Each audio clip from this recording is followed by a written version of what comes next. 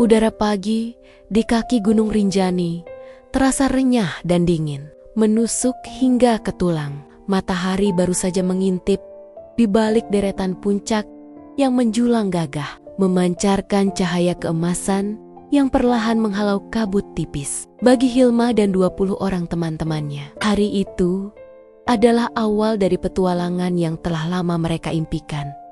Menaklukkan Gunung Rinjani, salah satu mahakarya alam Indonesia yang legendaris. Tahun itu, 2012, mereka semua masih muda, bersemangat dan penuh canda tawa. Tidak menyadari bahwa perjalanan ini akan menjadi kisah horor yang tak akan pernah mereka lupakan.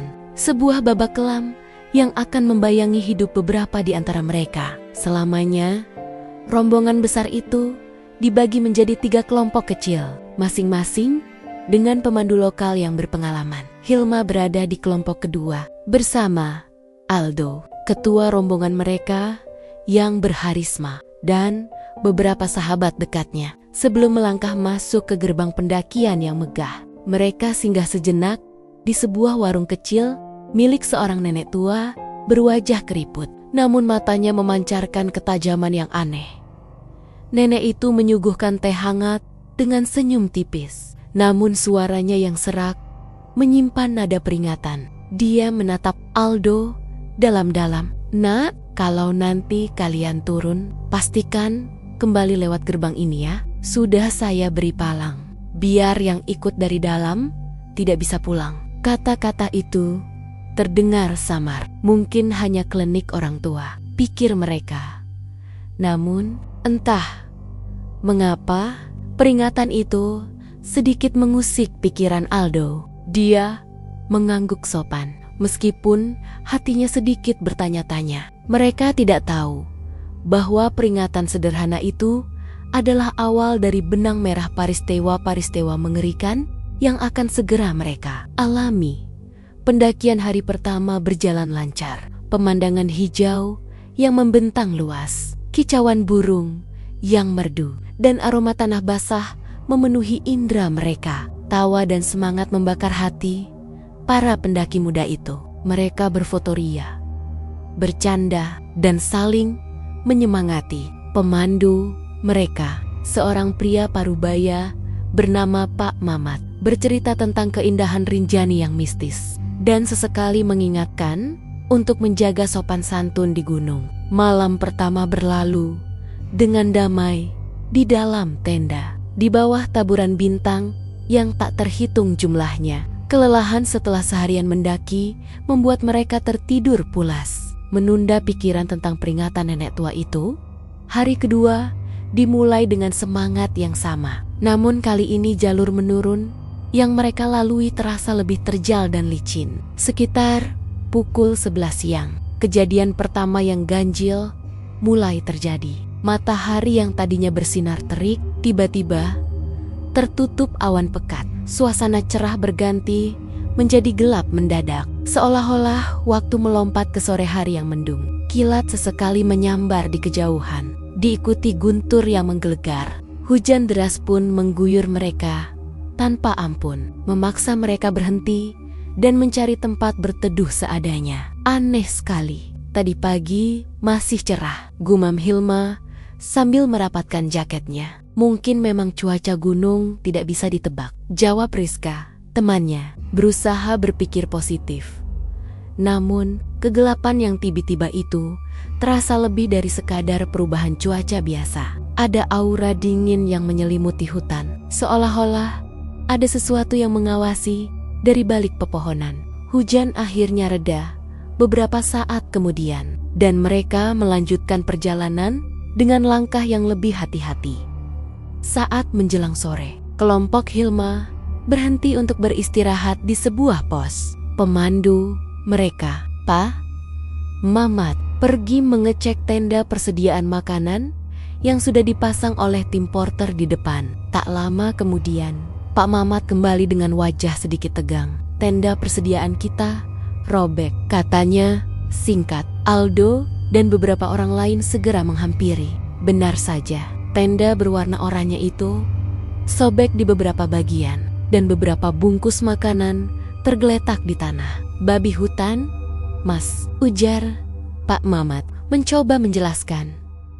Namun mereka semua tahu jika itu ulah babi hutan. Pasti ada jejaknya. Setidaknya tanah di sekitar tenda akan teracak-acak. Atau ada suara-suara babi hutan yang terdengar sebelumnya. Namun tidak ada jejak kaki, tidak ada suara, bahkan tidak ada kerusakan yang konsisten dengan serangan hewan liar. Robekan itu tampak rapi, seperti dirobek oleh tangan.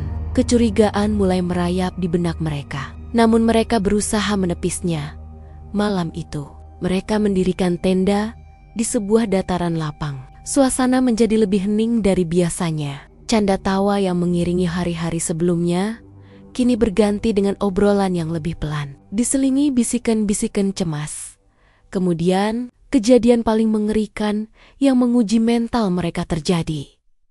Aziz, salah satu anggota rombongan Hilma, tiba-tiba menghilang. "Aziz, mana?" tanya Hilma.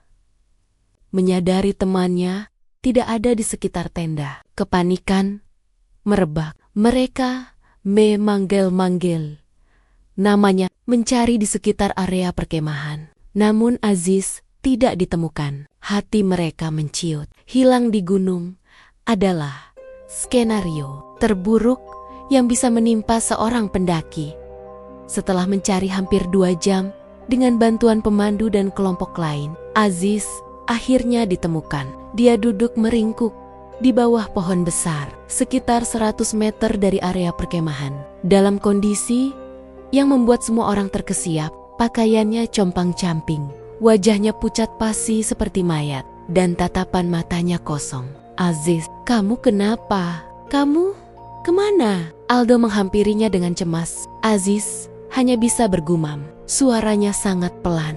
"Aku diserang babi hutan." Dia menceritakan bahwa dia merasa dipisahkan dari rombongan, lalu diserang oleh segerombolan babi hutan. Namun lagi-lagi tidak ada jejak babi hutan. Tidak ada luka gigitan atau cakaran yang berarti di tubuhnya. Hanya lecet-lecet, kecil, dan kotoran. Ada kejanggalan yang sangat terasa. Namun mereka berusaha tidak menanyakannya lebih lanjut. Yang terpenting, Aziz sudah ditemukan. Mereka membawa Aziz kembali ke tenda, menghangatkan tubuhnya, dan memberikan makanan. Namun Aziz tetap diam. Pandangannya kosong dan sesekali menggigil. Hilma dan teman Temonia saling bertukar pandang, penuh kekhawatiran. Mereka tahu ada sesuatu yang tidak beres. Ini bukan lagi sekadar pengalaman mendaki gunung biasa. Hari ketiga, mereka harus melanjutkan perjalanan turun. Namun, gangguan tidak berhenti. Kali ini, gangguan lebih menargetkan kelompok Aldo. Saat melewati sebuah jalur setapak yang seharusnya lurus, mereka merasa seperti berputar-putar di tempat yang sama. Pemandangan di sekitar mereka sia-sia berulang. Pohon yang sama, batu yang sama. Waktu terasa melambat dan rasa frustrasi mulai memuncak. "Ini aneh sekali, Pak Mamat. Dari tadi kita seperti di sini-sini saja," kata Aldo kepada pemandunya. Pak Mamat dengan wajah gelisah hanya bisa mengangguk. Dia tahu ini bukan hal yang biasa.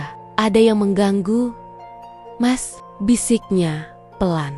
Dalam kebingungan itu, mereka berpapasan dengan seorang bapek bopak yang sedang berjalan santai, mengenakan pakaian tradisional, sambil membawa alat-alat kebun. "Permisi, Pak, mau tanya, arah turun ke sana lewat mana ya?" tanya Aldo penuh harap. Bapak itu menunjuk ke arah tertentu sambil tersenyum ramah. "Oh, lurus saja, Nak." Mereka mengucapkan terima kasih dan bergegas mengikuti arah yang ditunjukkan. Namun, baru beberapa langkah, mereka menoleh ke belakang untuk memastikan, dan bapak itu sudah tidak ada, hilang tanpa jejak di tengah hutan belantara. Bagaimana bisa seseorang menghilang secepat itu? Hati mereka bergidik. Kecemasan yang tadinya berupa bisikan, kini menjadi jeritan di dalam hati masing-masing. Mereka tahu mereka sedang diganggu. Aura mistis di Rinjani terasa begitu pekat, seolah-olah ada makhluk tak kasat mata yang mengikuti setiap langkah mereka, mempermainkan pikiran dan penglihatan. Puncak dari serangkaian teror itu terjadi menjelang sore. Kelompok Hilma sedang berjalan beriringan di sebuah jalur yang sedikit terbuka. Tiba-tiba, di tengah jalan setapak, di hadapan mereka, sesosok bayangan putih muncul. Sosok itu berdiri tegak, terbungkus kain kafan lusuh, dengan wajah pucat dan mata cekung yang menatap kosong ke arah mereka.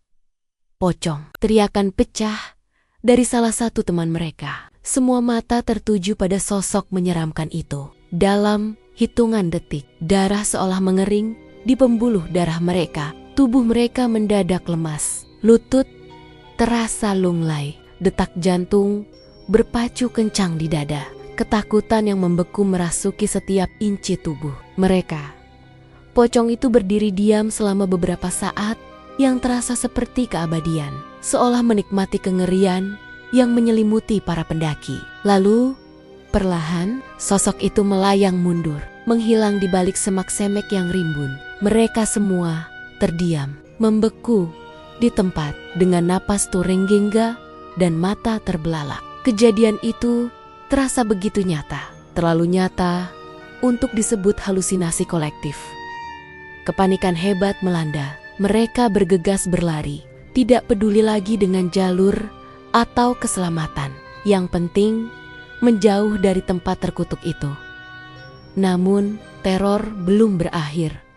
Tiba-tiba, Senara, salah satu teman Hilma yang paling ceria dan periang, menjerit histeris. Matanya memutih, tatapannya kosong, dan tubuhnya mulai bergetar hebat. "Lepaskan aku mau kembali," teriak Senara dengan suara yang bukan miliknya. Sebuah suara yang berat dan menggeram. Dia meronta-ronta, mencoba melepaskan diri dari pegangan teman-temannya. Kekuatannya mendadak berlipat ganda. Sulit sekali untuk menahannya. Senara berlari ke arah atas gunung, kembali ke jalur yang baru saja mereka tinggalkan, seolah ditarik oleh kekuatan tak kasat mata. "Senara, kesurupan!" teriak Hilma. Panik, Aldo dan beberapa pria lain berusaha mengejar Senara yang berlari liar. Mereka berhasil menangkapnya. Namun, Senara sangat berat, seolah beban puluhan kilogram menempel padanya. Dia meronta, menendang, dan terus berteriak dengan suara asing. Mereka harus menggendongnya secara bergantian, menuruni jalur yang curam dan licin. Di tengah suasana hutan yang semakin mencekam, perjuangan membawa Senara turun terasa sangat berat. Setiap langkah adalah perjuangan melawan kekuatan yang merasuki temannya. Mereka kelelahan, ketakutan, dan putus asa saat mereka akhirnya tiba di gerbang pendakian, tempat mereka memulai perjalanan. Mereka kembali melihat nenek pemilik warung. Nenek itu menatap Senara dengan pandangan prihatin. "Anak ini sudah ada yang ikut," kata nenek itu dengan suara tenang namun penuh wibawa. Nenek itu kemudian memberikan instruksi, "Nyalakan api setinggi badannya, biar yang mengikutinya pergi." Meskipun ragu, mereka tidak punya pilihan lain. Mereka segera mencari kayu bakar dan menyalakan api unggun setinggi badan Senara. Asap mengepul ke udara dan api mulai menjelat-gelet di kegelapan malam. Senara yang masih meronta dan berteriak tiba-tiba ambruk di tanah saat api membesar. Hening, mereka semua menahan napas, menatap Senara yang tergeletak tak sadarkan diri. Beberapa menit kemudian, Senara perlahan membuka matanya. Tatapannya kembali normal. Wajahnya pucat, namun tidak lagi kosong. Aku kenapa?" tanyanya lemah, bingung melihat kerumunan teman-temannya yang menatapnya dengan lega bercampur cemas. Senara sudah sadar. Makhluk yang merasukinya telah pergi, diusir oleh api yang telah dinyalakan. Mereka membawa Senara kembali ke warung nenek, memberikan air minum dan makanan. Senara tidak ingat apa-apa tentang kejadian kesurupannya. Dia hanya ingat merasa kebingungan dan kelelahan. Mereka semua merasa lega. Teror akhirnya berakhir. Mereka berhasil keluar dari Rinjani hidup-hidup, membawa pulang cerita yang akan selalu menghantui mimpi-mimpi mereka. Namun, kisah horor itu ternyata belum sepenuhnya usai. Beberapa bulan setelah kejadian itu, Senara masih sering mengalami hal-hal aneh. Kadang-kadang dia tiba-tiba melamun, tatapannya kosong, dan suaranya berubah menjadi lebih berat. Beberapa kali, dia mengalami kesurupan lagi, dengan suara yang sama seperti di Rinjani, mengatakan bahwa dia ingin kembali ke gunung atau marah karena ditinggalkan. Ternyata meskipun telah diusir, sosok gaib dari Gunung Rinjani itu masih sering berusaha merasuki Senara, meninggalkan jejak horor yang tak terhapuskan. Pengalaman mendaki Gunung Rinjani yang seharusnya menjadi petualangan indah, kini menjadi kisah nyata yang membekas. Sebuah peringatan akan sisi lain alam yang tak kasat mata, yang menunggu di balik keindahan pegunungan. Hilma dan teman-temannya kini tahu, Gunung Rinjani menyimpan misteri yang jauh lebih dalam dan menyeramkan dari sekadar cerita rakyat. Misteri itu nyata, dan mereka telah menjadi bagian dari kisahnya.